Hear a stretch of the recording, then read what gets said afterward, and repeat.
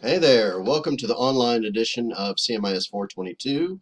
We're going to jump into chapter 10 this week, but first, what wacky t-shirt and hat is Uncle Tim wearing today? Well, obviously the hat is a cowboy hat, and there's actually a reason why I'm wearing a cowboy hat, but it's a little obscure, although I did pick this up when I was out in Texas, years ago, 8 years ago, when I asked Priscilla to marry me. I did it in a rose garden out in Texas. That's your little, it's probably oversharing, but so I'm very fond of Texas. This is an authentic Texas chapeau, but the T-shirt, the concert T-shirt from 2019, yeah, 2019, yeah, late. No, maybe it was earlier this year because this is one of the opening acts for Queensryche, which I was really looking forward to Queensryche, but I liked this guy even better than Queensryche. I really like Queensryche. I'm talking about, of course, this guy, John 5. I don't know if you can quite see. There we go. Who is John 5? Well, let me see if I can give you a little sample here. I didn't know this guy before I saw him in concert, and I'm a huge fan now.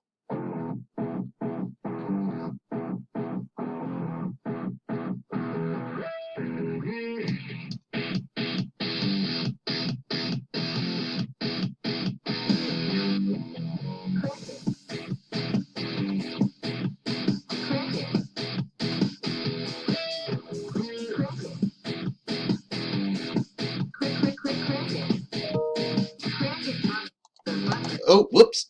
Sorry about that. I meant to stop it sooner.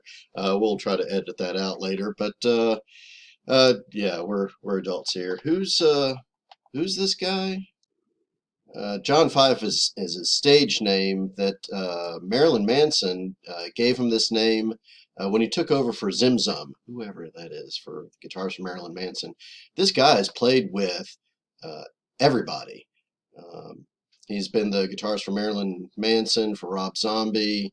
He's helped out Avril Lavigne, Rob Halford, Judas Priest, who sponsored an episode a while back, Katie Lang, Garbage, Meatloaf, Scorpions, Ozzy Osbourne, Ozzy, Slash from Guns N' Roses, Fifi Dobson, Steve Perry from formerly from Journey and now a solo artist. His latest album is killer, by the way, and Leonard Skinner.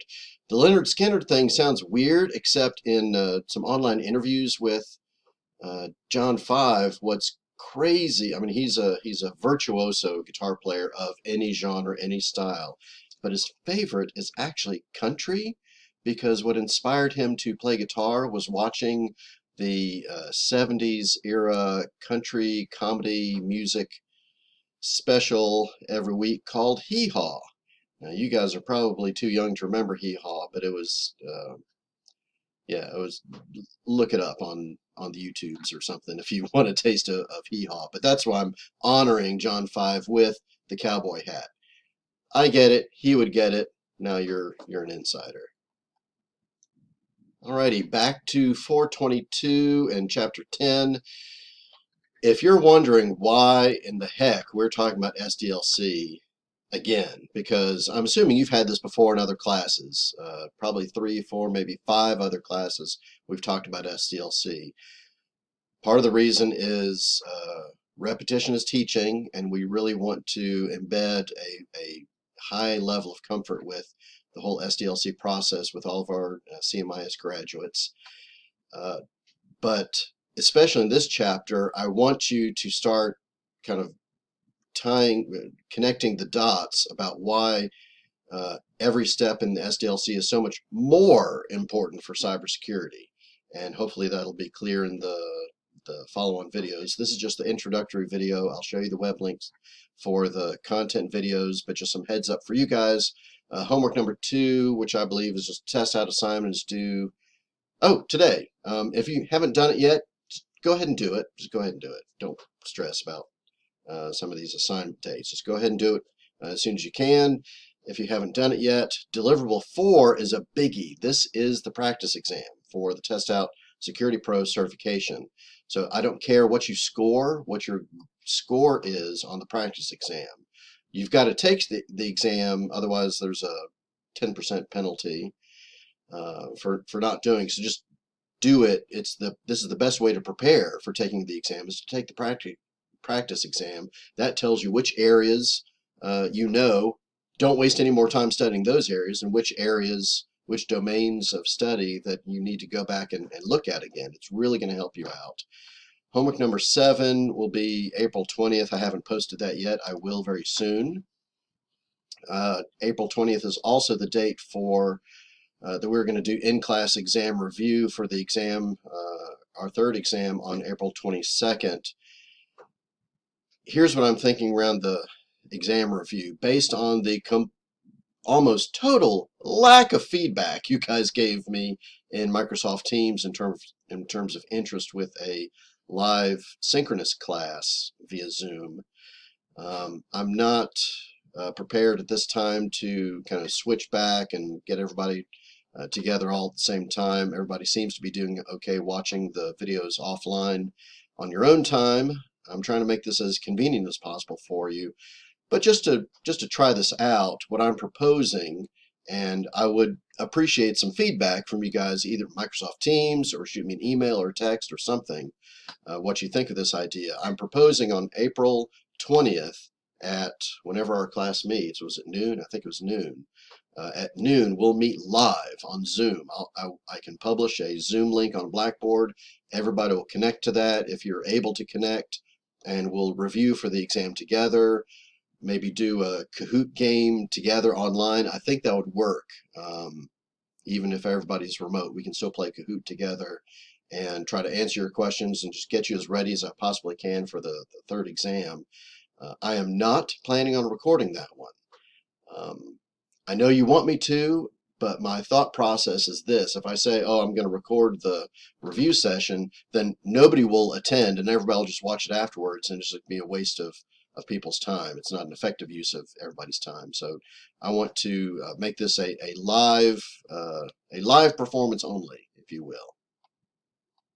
On the Test Out Security Pro practice exam, here's what I want you to take. If you click in your table of contents down here to practice exams, you'll see a bunch of them up here. You can take as many as you want, but the one that I need you to do is this one down here, the Security Pro Certification Practice Exam. Not Domain 1, Domain 2, 3, 4, 5, 6, 7, 8, 9. These are all subsections. Sometimes students make the error of just taking one of these and thinking they're done. I want you to take the full one. We'll take you, might take you up to 2 hours to go through this practice exam. And then for the full exam, remember, I have to publish that to you. So you won't get to that through the table of contents link. You'll get to that from your main page, clicking the certification button at the top. And I'll walk you through this as we get closer to the date. But you'll click certifications, you'll see the Security Pro exam published for you. And I'll give you a nice big window to take the exam in. I mean, you'll have 2 hours once you start, but a nice big window of when you feel like you're ready. And if you're ready sooner, go ahead and take it sooner. Less to fret about. For security in the news, obviously I can't call on you to kind of inspire you to keep up with the news. I really need you to be keeping up with your RSS feeds, and it is my expectation that if you're still participating in this class, that you're going to be posting some security news in Microsoft Teams in the channel that I indicated. Let's just say participation has been very low. So I don't want people being all surprised when they don't get 100 points for participation and they never posted anything and they never reached out to me and they never emailed me, never called me, never interacted with me, and spent 2 hours in Test Out all semester. Okay, that would be an example, an egregious example of low participation, right? Low course engagement. So even though we're in this online format, I still have expectations of you and your engagement, even though I can't see you. I see you. I see everything. Okay, so go ahead and start posting some news in Microsoft Teams. It's never too late. Just go ahead and throw something out there. Like I said, Chapter 10 gets into implementing information security. So remember, the overall theme of 422 is how do we get good security? The answer, by using a framework, a security framework. How do we implement good security? One way is with SDLC, System Development Lifecycle Process. for rolling out new projects. Now, the other alternative is of course, Agile, which we'll talk a little bit about, but not nearly as much about, because most shops are still kind of in this traditional waterfall mode or maybe a hybrid mode using some SDLC, some Agile, but you've got to know this, the SDLC cold. I realize the number of phases in SDLC changes from textbook to textbook to textbook, and this one is no different, but it's going to look very familiar to you. What I need you to focus on, though, is for all the 8 kind of areas: scope, time, money, people, and training, all the areas that we're going to discuss in Chapter 8. I need you to internalize how much more important these issues are for cybersecurity. Now, they're all important for project management. Normally, they're so much more important in the cybersecurity arena, and I need you to think about examples in each one for why that is. So here we go. Here are your links for videos for this week. Now, this will get you caught up for the entire week.